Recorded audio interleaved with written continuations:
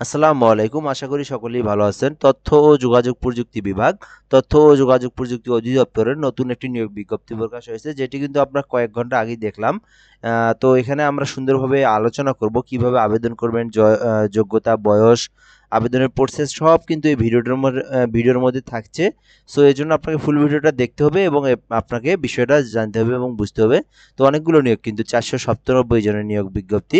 So বিষয়টা আমরা দেখব। তো পাশাপাশি বলবো, আপনি যদি আমার চ্যানেলে নতুন হয়ে থাকেন, অবশ্যই চ্যানেলটাতে সাবস্ক্রাইব করে রাখবেন। সকল ধরনের সরকারি বেসরকারি জব রিলেটেড ভিডিও পাবেন এবং পাশাপাশি আপনি পরীক্ষার আগে শর্ট সিলেবাস, কমন সিলেবাস, বিগত সালের প্রশ্নগুলো এবং অধিদপ্তরের যে ক্যাটাগরির প্রশ্ন আছে সব কিন্তু পাবেন। অর্থাৎ যে কোনো পরীক্ষার যখন এসএমএস আসে তখন কিন্তু আমরা ওই পরীক্ষার প্রশ্নের ক্যাটাগরি বানায় দেই।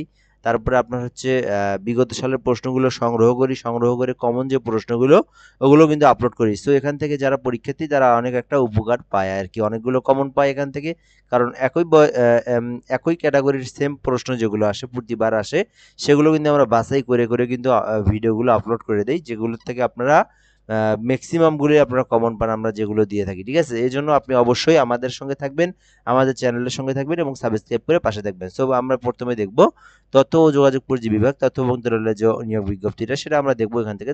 তথ্য ও যোগাযোগ প্রযুক্তি বিভাগের আওতাধীন তথ্য ও যোগাযোগ প্রযুক্তি অধিদপ্তরের রাজস্ব খাতভুক্ত নিম্নোক্ত পদে অস্থায়ীভাবে সরাসরি নিয়োগের লক্ষ্যে পদের পাশে বর্ণিত শর্ত সাপেক্ষে প্রকৃত বাংলাদেশি নাগরিকদের নিকট হতে অনলাইনে আবেদন গ্রহণ করার জন্য আহ্বান করা হচ্ছে। তো এখানে হচ্ছে অনলাইনে শুধু আবেদন করতে পারবে, বাংলাদেশের সকল জেলার নাগরিকেরাই কিন্তু আবেদন করতে পারবে। সো এখানে অনেকে বলতে পারেন অস্থায়ী পদ। তো অস্থায়ী হলেও এগুলোর কিন্তু আপনার চাকরি কখনো যাবে না যদি কোনো বড় ধরনের কোনো ফল্ট ইস্যু না পড়ে। সো এটা হচ্ছে আপনার তথ্য প্রযুক্তি যে অধিদপ্তর আছে সেই অধিদপ্তরের নিয়ম নীতিমালা থেকে এটা অস্থায়ী, যার কারণে এটা কিন্তু অস্থায়ীভাবে নিয়োগ বিজ্ঞপ্তি। কিন্তু এই চাকরিগুলো কখনো যায় না আর কি, এগুলো পার্মানেন্টলি থেকে যায়। সো আমরা এখানে দেখবো কি কি পদ, কি কি বয়স সিস্টেমে এখানে নিয়োগ বিজ্ঞপ্তিটা চলমান। তো এটা হচ্ছে 20তম একটা গ্রেডের চাকরি। তো অফিস সহায়ক পদে, যেটা অফিস সহায়ক পদে 20তম গ্রেডের চাকরি। তো 8,200 থেকে 20,000 টাকা বেতন স্কেল। তো বেতন স্কেল হচ্ছে 8,000 কত 250 থেকে 20,010 টাকা। তো নিয়োগ বিজ্ঞপ্তি যেটা আর কি, সেখানে কিন্তু দেখবো আমরা 497 জন, অনেকগুলো কিন্তু নিয়োগ বিজ্ঞপ্তি এখানে, কারণ পদটা কিন্তু অনেক বড়। 497 জনের নিয়োগ বিজ্ঞপ্তি এটা। সো যারা 20তম গ্রেডে যারা চাকরি খুঁজে থাকেন আপনারা কিন্তু আবেদন করতে পারেন। অনেকগুলো যেহেতু পদ এখানে, তো একটা কন্টেস্ট ভালোই হবে আর কি, আশা করা যায় এখান থেকে কিন্তু ভালো একটা কিন্তু আপনার বিষয় আর কি, এখানে ভালো একটা কন্টেস্ট হবে আর কি। যাই হোক, তো আপনারা কিন্তু আবেদন করতে পারেন। এটাতে আপনার শুধুমাত্র এসএসসি বা এইচএসসি হলে কিন্তু আপনি আবেদন করতে পারবেন। এসএসসি হলে আপনি আবেদন করতে পারবেন কোনো স্বীকৃতি বোর্ড হতে, মাধ্যমিক স্কুল সার্টিফিকেট বা সমান পরীক্ষা উত্তীর্ণ সহ সংশ্লিষ্ট কাজে অভিজ্ঞতা, অর্থাৎ আপনি এসএসসি পাস করা থাকলে আপনি আবেদন করতে পারবেন। সো অবশ্যই আপনারা আবেদন করবেন, যেহেতু 20তম গ্রেডের চাকরি, আপনার 497 জনকে নিয়োগ দেওয়া হবে। সকল জেলার প্রার্থীরা আবেদন করতে পারবে। সো বিষয়টা কিন্তু আপনারা জানতেই পারলেন। এখন আবেদনের নিয়ম নীতিমালাগুলো দেখবো এবং আবেদন কিভাবে করবেন এটাও কিন্তু আমরা দেখাই দেবো। সো ফুল ভিডিওটা দেখুন আপনারা। তো এখানে হচ্ছে 32 বছরের মধ্যে হতে হবে বয়স এবং সরকারি, আধা সরকারি, স্বায়ত্তশাসিত প্রতিষ্ঠানে চাকরিরত প্রার্থীদের ক্ষেত্রে অবশ্যই কর্তৃপক্ষের অনুমতিক্রমে আবেদন করতে হবে এবং মৌখিক পরীক্ষার সময় নিয়োগকারী কর্তৃপক্ষ কর্তৃক প্রদত্ত অনাপত্তিপত্র ছাড়পত্রের মূল কপি জমা দিতে হবে। চাকরির আবেদন ফরমে অ্যাপ্লিকেশন কপি, সর্বশেষ শিক্ষাগত যোগ্যতা সহ সকল শিক্ষাগত যোগ্যতা উল্লেখ করতে হবে এখানে। অন্যথায় চাকরির জন্য নির্বাচিত হলে প্রার্থীর কিন্তু চাকরি ব্যতীত চাকরির আবেদনের পূর্বে অর্জিত অন্যান্য শিক্ষাগত যোগ্যতা সনদ অন্তর্ভুক্ত করার সুযোগ থাকবে না। তো বিষয়টা বুঝতেই পারছেন, আপনার যে পর্যন্ত পড়ালেখা আছে সেই পর্যন্তই কিন্তু আপনি এখানে দিবেন, কিন্তু পরবর্তীতে কিন্তু আপনি অন্যান্য শিক্ষাগত যোগ্যতা সনদ অন্তর্ভুক্ত করতে পারবেন না, যার কারণে কিন্তু আপনার গ্রেড বা আপনার কিন্তু পদোন্নতির সময় কিন্তু সমস্যা হয়ে যাবে। ঠিক আছে, তো ওরা কিন্তু এখানে বলেই দিয়ে দিচ্ছে। তো আপনারা যে পাস যায়, যে পাস পর্যন্ত সে পাসটাই কিন্তু দিয়ে দিবেন। ঠিক আছে, এরপর আমরা ঘ নাম্বারে দেখব নিয়োগের ক্ষেত্রে সরকারের বিদ্যমান বিধিবিধান যেটা আছে, পরবর্তী ও সংক্রান্ত বিধিবিধানে কোনো সংশোধন ভুল হলে তা সংশোধন হলে তা অনুসরণ করা হবে। অর্থাৎ যেমন নভেম্বরে আপনার হচ্ছে নতুন নিয়ম নীতিমালা করছে, যেমন কোটাগুলো উঠে দিছে। সো সেম ক্ষেত্রে আপনার যদি কোনো বিধিবিধান আবার নতুন করে সংশোধন করা হয় সেটাই কিন্তু অনুসরণ করা হবে। ঠিক আছে, তো নিয়োগের ক্ষেত্রে সরকারের সর্বশেষ সংশোধিত কোটা পদ্ধতি যেটা বললাম আমি, তো সেটাই কিন্তু অনুসরণ করা হবে। লিখিত ও মৌখিক পরীক্ষায় অংশগ্রহণের জন্য পরীক্ষার্থীর কোনো প্রকার টি এড়িয়ে দেওয়া হবে না।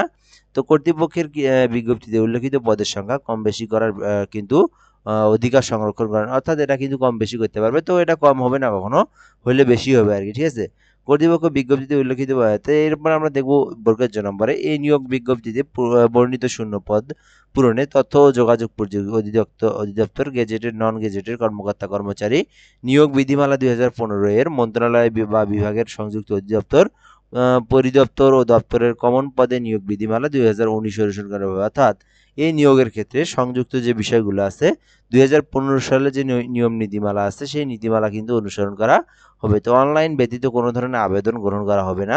তো এরপর আমরা দেখব নিয়োগ সংক্রান্ত যে কোনো বিষয়ে নিয়োগকারী কর্তৃপক্ষের সিদ্ধান্ত বলে চূড়ান্ত বলে গণ্য হবে।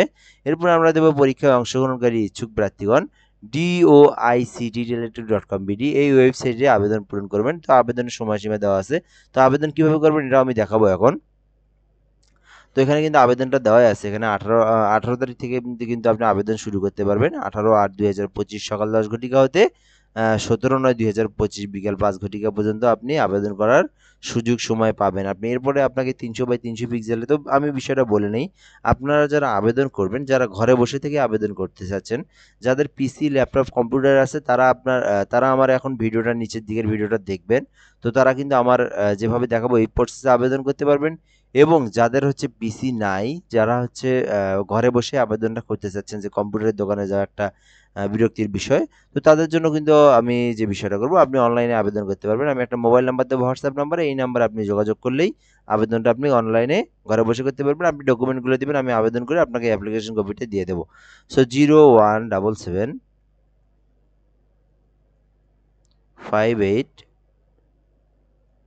303 12 0177 30312 0177 এই নাম্বারে যদি আপনি হোয়াটসঅ্যাপে যোগাযোগ করেন, এক্ষেত্রে কি কি লাগবে আমি একটু বলে দেই। চাকরির জন্য যে বিষয়গুলো লাগে, তো প্রথমে আপনার নাম, পিতার নাম, মাতার নাম, এই তিনটাতে বাংলা এবং ইংরেজিতে দিবেন। তারপরে হচ্ছে জন্ম নিবন্ধনের আপনার যেদিন জন্ম নিবন্ধন সেটা দিবেন। তারপরে এনআইডি কার্ডের যে সংখ্যাটা আছে ওইটা দিবেন। একটা মোবাইল নাম্বার দিবেন, সচল মোবাইল নাম্বার যেটা 24 ঘন্টা খোলা থাকে, ওই নাম্বারটা দিবেন আপনি। এরপরে হচ্ছে আপনার পার্সোনাল যে তথ্য লাগবে আর কি, আপনার ঠিকানাটা আর কি। তো আপনার গ্রাম, উপজেলা, জেলা লাগবে এবং আপনার হচ্ছে ইউনিয়ন এবং আপনার যে পোস্ট কোড আছে এইটা লাগবে। অর্থাৎ আপনার গ্রাম, ইউনিয়ন, তারপর হচ্ছে উপজেলা, জেলা এবং অর্থাৎ হচ্ছে আপনার কোডটা লাগবে, ডাকঘরের যে কোডটা আর কি, পোস্ট কোড, সেটা লাগবে, ঠিক আছে।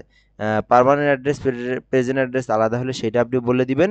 এবং পাশাপাশি আপনার এসএসসি দিয়ে যদি করেন, এসএসসি বা এইচএসসি যেটা দিয়ে করবেন আপনি, সেই এসএসসির রোল নাম্বার, রেজিস্ট্রেশন নাম্বার এবং পাসিং ইয়ার, এই ইত্যাদিগুলো বিষয়গুলো দিয়ে কিন্তু আপনি এবং দিবেন, এবং পাশাপাশি একটা ছবি দিবেন, আর একটা স্বাক্ষর দিবেন, সাদা কাগজের স্বাক্ষর দিয়ে দিবেন। এই বিষয়টুকু যদি আপনি আমাকে হোয়াটসঅ্যাপে দেন, আমি কিন্তু আপনাকে আবেদন করে অ্যাপ্লিকেশন কপিটা পাঠিয়ে দেবো আপনার হোয়াটসঅ্যাপেই, ঠিক আছে। তো বিষয়টা কিন্তু এইভাবেই সহজ। তো যাদের কম্পিউটার পিসি আছে তারা কিন্তু 300/300 পিক্সেলের ছবি নেবেন।